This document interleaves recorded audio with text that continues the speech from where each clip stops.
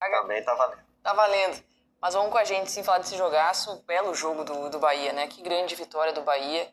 É interessante ver esse Bahia jogar. É um time que tem muita dinâmica em campo, que tá muito maduro a partir do trabalho do Rogério Ceni, que conta com peças interessantes. O legal desse Bahia é que ele é repleto de jogadores muito versáteis, né? Com o Luciano Juba, como o próprio Cauli, né? Com o Eric, que são jogadores que sabem ocupar diversas posições diferentes no campo. E isso faz com que o adversário tenha muita dificuldade de ler o que o Bahia vai fazer. O Bahia ele não é previsível, é muito difícil de se prever. Então isso impede uma dificuldade maior no adversário. Imagino, né, que o torcedor do Botafogo está chateado com o resultado, né? Com o desempenho, o Botafogo não jogou bem, mas é interessante levar em consideração o grande adversário que tinha hoje. Fala, Alex, tudo bem? Boa noite, Barretão. Prazer estar contigo de novo, Jé, todo mundo que tá em casa. Duro perder o Xalonal, hein? Perdemos o Xalonal, cara.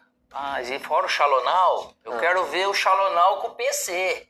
Porque só o jogo do Corinthians e Inter, mas o que tem de coisa pra gente discutir? Vai durar mais que o show da Lady Gaga. É, mas é importante, porque cada jogador de cada lado, torcedor de cada lado, e naturalmente a gente vai ver o que o PC nos ajuda a entender tudo isso que aconteceu. Foi um belo jogo, lógico que o segundo tempo só jogou o Corinthians.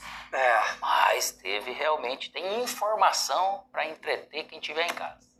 Tem mais confusão envolvendo a arbitragem. Eles também não se ajudam, né? Nesse sentido, toda rodada tem alguma coisa pra gente discutir e a gente acha um erro. E aí, a gente olhando assim, também tem algo que eu acho que é muito individual, né? Aquilo que às vezes a gente fala, às vezes você se forma na mesma faculdade, mas nem todo mundo vai sair tão bom quanto igual, depende muito de cada um, né? Então, por isso tem sempre, acho que polêmicas, tem algumas falhas, e os ajustes eles vão fazendo parte, porque depende de cada pessoa que recebe o mesmo treinamento. E hoje nós vimos... Estou até puxando pela memória aqui para ver se... Mas eu acho que é a primeira vez mesmo. Eu vejo o Ato e o Alvar para ver um lance de goleiro tocando a bola com a mão fora da área. Na hora que chamou, a gente tomou um susto aqui, né? Falou, mas não pode chamar para o Ato decidir se foi fora da área ou não, né? Mas depois ficou claro que era, na verdade, a cor do cartão por causa da chegada do zagueiro do Botafogo. E foi boa a mudança, né? Essa foi acertada. Foi acertada. O VAR chamou bem aí. O VAR chamou bem e o Fabrício também, a decisão dele foi muito coerente. Sim. Acabou agindo de uma maneira que não tem questionamento, por ver, né? Dependendo de lado de torcida, né? Isso não tem questionamento. É porque já poderia ser a expulsão ou o segundo gol do Bahia, né? Que já estava ganhando, era quase o último lance do jogo. Mas é mais um lance que a gente vê que parece que o futebol não cansa de trazer novos lances. Parece que tem muita coisa que não se repete muitas vezes pra gente... Esse é o contra-ataque, né? A bola vai chegar no Jean Lucas, que já tá se projetando ali, posição legal. Ele tenta a cavadinha aí, talvez por causa do cansaço, né? Ela sai muito fraquinha. Faltou um pouquinho de... mas enlouquece o treinador, né? E o torcedor. E o torcedor fica louco. Só que esse lance, esse jogador que pega igual ele, pega a bola, você já tá comemorando o gol. E o John tinha aceitado a decisão, né? Ele realmente tá dentro da meia-lua, né? Tá fora da área, quando toca na bola. E aí ele entende que vai ser expulso. Depois é que vem aí a revisão. E tinha um jogador do Botafogo chegando. Eu não guardei quem foi. Eu acho que é o Natan. É o Natan. E comandou a transmissão com o Dani Moraes, com o PC Vasconcelos. E a gente estava vendo aí, o Bahia mataria o jogo nesse lance, né? Se o Jean Lucas tivesse aproveitado. O jogo acabou pouco depois, então o dano do Botafogo nem foi tão grande assim, né? Fica mais a questão da próxima partida, pode ter o John. Mas um pouquinho antes, Renata, a gente teve ali, entre a anulação do segundo gol do Bahia e esse lance, chances para os dois lados, né? Esse placar podia ter mudado aí nessa reta final. Boa noite. Tudo bem, Barreto? Boa noite pra vocês aí no Troca, todo mundo ligadinho com a gente na tela do Sport TV. Cara, essa reta final de jogo foi uma loucura, faltava fôlego ali pra narrar esses últimos lances, porque era lá e cá o tempo todo e chances muito claras, né? A gente já esperava um jogo bom aqui entre essas duas equipes, que apresentam um bom futebol, né? O Bahia tá num ótimo momento, com esse jogo de hoje, 5 triunfos consecutivos, 5 jogos sem sofrer nenhum gol, somando as competições aí que tá participando, né?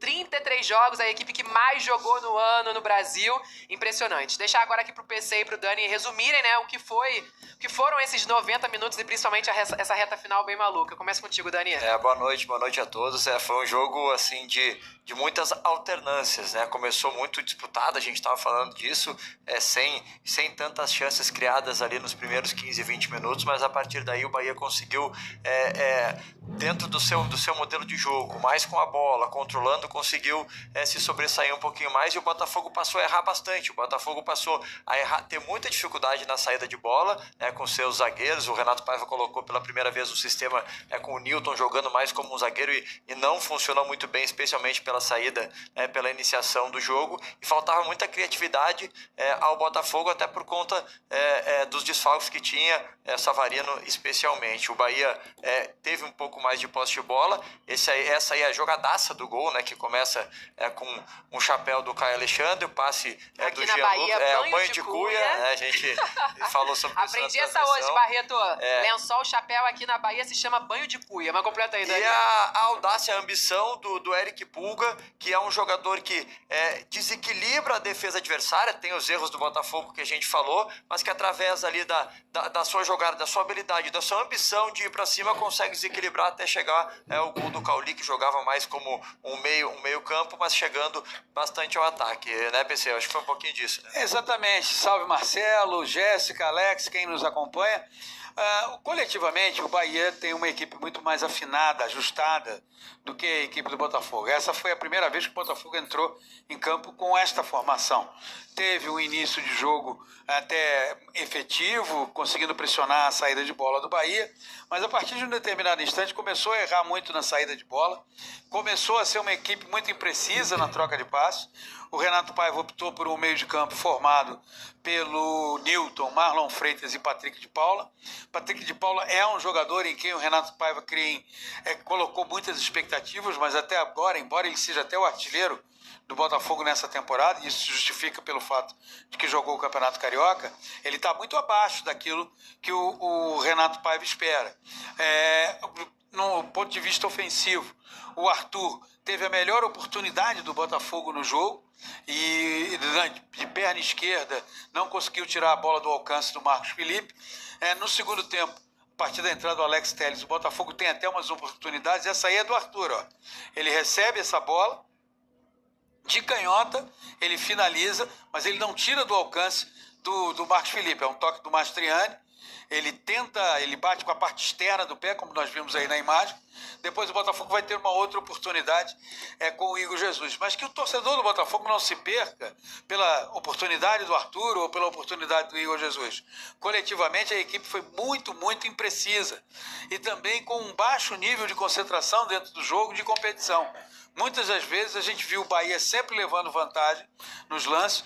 O gol marcado pelo Cauli tem a presença, o protagonismo daquele que, na minha opinião, é um dos principais jogadores do Bahia nesse Campeonato Brasileiro, que é o Eric Pulga, um jogador que combina ambição com drible, com objetividade, mas ele deixa para trás 3 jogadores do Botafogo. Ele deixa o Marlon, ele deixa o Newton e deixa o Jair. Então o Bahia encaminhou a conquista do seu quinto triunfo. O Botafogo continua sem vencer em casa. E terça-feira o Bahia vai bem otimista para o jogo contra o Nacional do Uruguai, que será aqui na Fonte Nova, enquanto que o Botafogo vai bem apreensivo para a partida contra o Carabobo, né, Renato? É isso, a gente tá vendo essa reta final de jogo, né? O John já tirando as luvas, tirou a camisa, o Matheus Ponte ia pro gol, mas como o PC Oliveira trouxe a informação pra gente durante a transmissão, né? O VAR chamou, o árbitro foi dar uma olhadinha no que aconteceu. O John, ele coloca, né, realmente a mão na bola, mas essa bola ela não tava indo pro gol, era uma cavadinha fraquinha, então ele tira o cartão vermelho e troca as cores dos cartões, né? Tira o vermelho, coloca o amarelo. Jogadores do Bahia, reclamaram muito em comissão técnica nessa reta final aí do que seria um escanteio, né? Porque o John chega a tocar na bola nessa cobrança da falta, né? E o árbitro não dá, ele dá tiro de meta. Exatamente. E só sobre... A gente viu chances do Botafogo, né? E a gente fala aqui de falta de criatividade, de não criar tanto, mas foram chances ou através de contra-ataques que o Bahia cedeu mesmo vencendo por ter esse ímpeto, e também do cruzamento. Depois que o Alex Telles entrou, toda a bola chegando ali era simplificada, era cruzada na área, tendo o Igor Jesus, né? Depois o Juan Cruz, mais o Mastriani dentro da área, tentando simplificar vai chegar. Criou, né, mas criou assim, né? Não teve um repertório grande de jogadas e é isso que preocupa. É isso. O atual campeão brasileiro e campeão da Libertadores ainda tá devendo no Campeonato Brasileiro, principalmente, Barreto, quando o jogo é fora de casa. Botafogo ainda não venceu na condição visitante nesse Brasileirão. Terceira derrota por 1-0 fora de casa. São números que realmente chamam a atenção desde o Campeonato Carioca, né? Que não vem uma vitória fora de casa. Sobre a outra curiosidade, na minha terra a gente chamava de boné, sabia? O chapéu? Em alguns lugares do Brasil é chapéu e em outros é lençol. Temos 2 representantes da região sul aqui, né? Jéssica nasceu no Rio Grande do Sul, trabalhou em Santa Catarina. Isso. Nos 2 lugares é o quê? Chapéu. Chapéu. Chapéu, Paraná também, Alex? Paraná também, Então, chapéu. Fechamos a região sul com o chapéu aqui. Eu acrescentei um Lençol. boné vindo de Minas. Lençol existe também, mas é mais pra brincar de ser fantasma, né? Né? E agora o banho de cuia, vindo direto lá da Bahia com a Renata. Novidade, Com o PC e com o Dani. Obrigado pela participação de vocês no Troca de Passes. Um bom descanso. Tomara que ainda dê para aproveitar a culinária baiana. Beijo, tchau, gente. Bom trabalho por aí. Bom programa. Aproveitar tudo que a Bahia tem para oferecer, por Sempre, menos tempo que seja, é sempre muito bom. E a gente segue com os assuntos do dia, aqui nesse Troca de Passes de mais um sábado agitado de futebol, né? Assim ficou a classificação do Campeonato Brasileiro. Claro que tem bola rolando amanhã e segunda-feira. Tem um jogo até na sexta, nessa rodada está bem espalhada. O Flamengo ainda é o líder, Palmeiras e Bragantino jogam nessa rodada, o Fluminense chegou perto, o Bahia também, o Ceará venceu na rodada, depois a gente tem ali o Cruzeiro e o Corinthians, né, que outro acabou vencedor, vencendo. passou